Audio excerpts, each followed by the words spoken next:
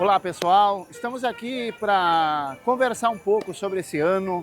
tudo o que passou na nossa cidade, as dificuldades que nós enfrentamos, o Executivo, a Câmara de Vereadores, né? O nosso povo que anseia por melhorias, que anseia por momentos melhores, que busca sempre uma melhoria na sua vida, no seu trabalho. E por esse motivo aqui, eu digo para vocês, o ano teve os seus percalços, mas também teve muitas coisas boas. Conquistamos muitas coisas boas e tenho certeza absoluta que com a união de todos nós, com as pessoas trabalhando junto, a periferia trabalhando junto com o centro, o interior, os agricultores se dando a mão com o centro e a periferia, todos juntos, e a Prefeitura, a Câmara de Vereadores, tenho certeza que a gente vai conseguir fazer muito mais no próximo ano. Povo de Caxias do Sul, eu estou aqui nesse momento aqui para desejar para você um próximo ano próspero, de grandes conquistas, de momentos alegres e felizes. A gente sabe que na vida da gente sempre haverá percalços, a gente